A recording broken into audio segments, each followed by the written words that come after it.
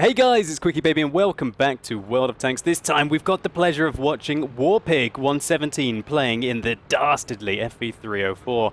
This is the Tier 6 British self-propelled gun. It is very accurate, has a rapid fire, 114mm, that's capable of doing 450 damage with its high explosive shells, with 57mm of penetration. It only gets one shell type, so that's all you're going to be getting. You better make the most of it. Now that 57mm of penetration will not allow you to go through most vehicles unless you either hit them in the rear or you hit them on top of their tank with their light top armor. Now, of course, when you've got a horrendously good shell trajectory, like on the FV304, look how it can loop its shells right over rocks. Look at that. Allowing you to put pressure on the enemy tanks in the most bizarre locations. And so when you combine this with excellent mobility, that great rate of fire, and the shell trajectory, this is definitely a fan favorite. I have to admit, even I use this vehicle to try and get some of my artillery missions done, because as we know, playing artillery in World of Tanks gets you girls, at least girls that you can assign to your tanks. As Warpig picks up his first kill, killing a Crusader, that's a Tier 5 British light tank. Nearly hits a PZ-38NA, but has tracked him, so maybe the great rate of fire on this tank will enable him to shoot him again before he repairs his tracks. Alas, looks like it goes over the top of the PZ-38NA, who did manage to pick up a kill against a T-50 on his team. So Warpig gets bounced around a little bit. We're going, what's going on? And that's because this Su-100M1, I don't know if he's trying to go hull down on Warpig, or what even's going on there. But he's doing his best to try and interrupt Warpig from doing his business, and that is taking out a large proportion of the enemy team over this game. Goodbye, little Stuart. It didn't go very well for you there. And that is what this dastardly FV304 is good for. Double kill! Oh my word. Is he going to be able to get a Reaper medal? Can he kill the KV-1 as well? Oh, he gets slammed! Triple kill! Oh my word. Good stuff there by Warpig. Picking up a Reaper's medal in probably less than 20 seconds. That's what this tank is capable of. Now that is a Hellcat. Everyone knows the Tier 6 American tank destroyer has no armor. And that means that if the FV304 hits a tank with no armor, it is not going to be doing very well. 475 hit points lost off the Hellcat there, and I expect there was a good amount of module damage done to his tank. It looked like he might have lost his drive or his engine as he slowly limped away, the wounded animal, unable to avoid. I think it was the Bishop that took him down. I would not like to be on the enemy team with such skilled artillery players like Warpig, and also a very nasty Bishop, the lower tier tank, which has pretty much a very similar gun, but just doesn't quite have the mobility or the capabilities of the FV304. Lovely shot there by Warpig, taking out another of the enemy's Tier 6 tanks. Goodbye to the ARL-44 there. It's a decent French heavy tank when you manage to get it frontally, at least, with awesome penetration. I didn't even see that the last time I watched this replay. Good stuff, SU-100. Round of applause there for the SU-100. Now that's an easy mistake to make, especially because Wargaming love to put bushes in front of ridgelines for some reason. I have no idea why Wargaming do that. Well, let's put some bushes on the ridgeline. I can understand they obviously want people to use the camera rating of the ridgeline, but all that really happens is people drive thinking, oh yes, I can just go through these bushes, and no, you can't. So now Warpig is having to defend his base. Even though he's picked up 5 kills, his team is still even on kills. Oh, 200 damage to the Tier 5 American Heavy there. That T1 Heavy is not doing too well anymore. And with a great rate of fire and accuracy, Warpig can slam dunk Watermelon Farmer on the enemy team. What a name that is. Now let's see what this BDR is capable of. Oh, 122 and tracking the target. And there's something very satisfying about playing the FV304 when you do manage to track your opponents and you know that you're okay. for the next shot. 7 kills, base defended, job done. Well, actually, no, not quite yet. This game's still rather close indeed. It's completely balanced right now. There are 2 tier 5 medium tanks on Warpig's team. Himself and a GW Panther at a tier 7 tank destroyer, but I really wouldn't expect too much from that tank destroyer considering he was trying to violate FE304's rear earlier on in the game. Ooh, misses. Yes, so what is Warpig trying to gun for here? Well, it's the VK3001 on the enemy team. And yeah, he's not very well anymore. 254 damage, slam dunk, 8th kill. I presume that is the Radley Walters. Oh no, he's killed the M3 Stuart, so it isn't a Radley Walters, I don't believe. I think you killed the Stuart, and I think Radley Walters is for tier 4 and higher, Warpig, so don't get too excited yet. You're going to have to take out a few more tanks before you can bathe in the glory of the serious hero medals.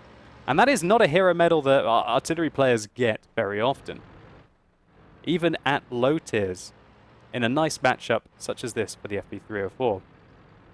So, if you're so far sold on this tank, going, take my money, how can I get one? Well, yeah, it wouldn't surprise me if you were feeling like that right now after seeing this. But I have to admit, Warpig is playing this tank very well indeed. And he's also getting a nice bit of luck with where his shells are going. But that's also a lot down to his skill as well. He's doing great lead on his targets here. Don't know if he hit that Jagdpanther yet until he reappears. But unfortunately for him, the SU-100M1 is just chilling. The VK is just chilling as well. That means that Warpig is going to be able to use the mobility of this tank, and check it out. 50 kilometers an hour. Shouldn't have knocked down those trees, really. Gave away your position, but that's alright. 50 kilometers an hour, even off terrain. And the track traverse is pretty good on this tank, especially for an artillery piece. Downslope, picking it up to 55 there. Now Warpig turns his vehicle around and prepares to engage the Jagdpanther on the enemy team.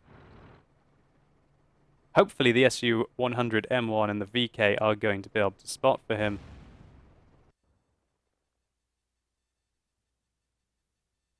But I wouldn't be so sure. Oh my word, he actually is. The SU-100M1, aka Rear Violator, is going to push in and see what he can pick up. At least on the Jagdpanther, who's going to be sitting probably on top of the hill. Now, if I was the Jagdpanther right now, I would probably be in a position such as here, trying to get view out, possibly here. Sometimes even popping in these bushes here to get vision at this kind of a location up here. But Warpig is a vastly better artillery player than me, and he's aiming at his last spotted location. Where is that Jagdpanther? Where is he? There he is, right in the bushes, getting view range. Oh, what a glorious shot this is going to be if it hits. 206 damage done to the rather heavily armored Jagdpanther, who puts a good shot into the SU-100M1. Warpig doesn't think twice about shooting, and that was the right thing to do, because both of the FE304s on either team finished off their Tier 7 tank destroyer. Work for your artillery masters, Tier 7 tank destroyers, they might be saying right now. Gosh, yes. So, Warpig picks up another kill, his 9th of the game, and he's done 2,666 damage that he has seen. That is a huge game. Oh my word, FE304 duel. Here we go, this is where the party starts. But the problem is that Warpig has to evade 2 Hummels on the enemy team, as well as dealing with this FE304 threat. Don't hang around too long. Oh! One into the dirt. The enemy FE304 doesn't press his advantage. He's just spotting. This FE304 seems to be just spotting. Oh no, never mind. He goes straight up, takes one to the face. 280 damage done there, putting him up to 10 kills and 3,000 damage, and narrowly avoids taking the hit from the Hummel. Come on, Warpig, take it away. You've taken out 2/3 of the enemy team. Who's not to say that you're going to go one-on-one with each of these Hummels at the end? This VK3001, H seems to be just letting him. Take it away, Warpig. Just carry the entire game. Carry your entire team. No problem, says Warpig as he races towards the enemy base, going up slopes at 40 kilometers an hour. He spots the first Hummel. Will he try and sneak him over the ridgeline? He is. He reverses, and this is what a great trajectory will do for you. He fires one, we're unsure whether it hits. The enemy Hummel misses and hits the ridgeline as well. And now Warpig wants to use the mobility of his tank. No point in staying in the same place where the enemy Hummels might be pre-aimed. Gotta use the mobility and the rapid fire nature of the FV304 to get the advantage. He did hit the Hummel, but he didn't penetrate him. And that enables him... Oh no, he whiffs! The enemy Hummel whiffs as well, but this is a great situation for the FV304. When you've got that rate of fire, when you've got that mobility, this must be a satisfying moment for Warpig. As he jousts with a Hummel. And it looks like the Hummel missed a shell, so Warpig is going to press his advantage. Come on, Warpig. Go get him. Take him down, your third artillery, and the 12th kill of the game. What a fantastic carry. What a fantastic result. Warpig, you certainly have my respect for this round. I've never seen 12 kills by an artillery in World of Tanks. Warpig, this was a first. Congratulations to you. But thinking about it, I don't think there's likely to be an artillery piece in the game that's more likely to pick up 12 kills than the dastardly FV304.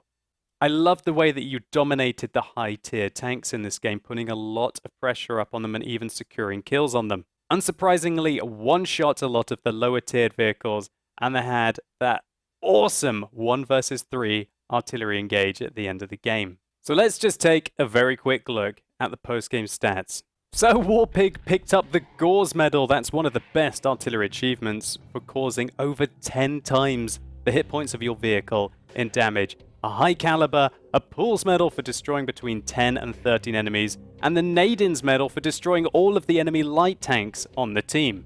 Also, Warpig got a ribbon that I've never seen before for counter battery fire. In a battle, destroy all enemy SPGs, at least 3, with an SPG. So that's the equivalent of a Pascucci's Medal, I guess, for artillery. So this was 3,837 damage done. For the 27 shells that he fired, he hit 18 of those. That's an absolute ridiculous amount of damage done in an artillery in this 11-minute game. And in fact, when we add up the damage that everyone on the rest of his team was able to achieve, Warpig pretty much matched them. Warpig's message that he left is, got my very first Pools Medal using the FV304, this isn't overpowered at all. Well, unfortunately, Warpig, you preempted the fate of the FV304. This was from patch 9.1. And a couple of patches later, the FV304 was nerfed by about 10% in all areas. But it's still capable of some monster rounds, and I fully recommend picking up this vehicle. Warpig, thank you so much for submitting this replay on the Quickie Babies Replays website over a year ago. I'm sorry that this one slipped under the radar. It really was a truly awesome replay. So hopefully you guys enjoyed this replay. If you did, please consider giving this video a like down below. It really helps the channel out. And if you want to see more awesome FV304 gameplay, then simply click up here and you can go through to find out why this artillery is one of the most troll vehicles in the game, as Fabunal has a monster round in the Tier 6 British SPG. And let me know in the comments down below what you guys still think about the FV304. Did this tank die with the nerfs, or is it still a terror on the battlefield? And just a reminder, I'm at Gamescom all this week, so check out my livestream, twitch.tv/QuickieBaby, to see the event, the stage show, some awesome gameplay, amazing interviews with Wargaming employees, and of course, a bucket load of prizes. And as always, thank you so much for watching. You've been epic, and hopefully I'll see you soon.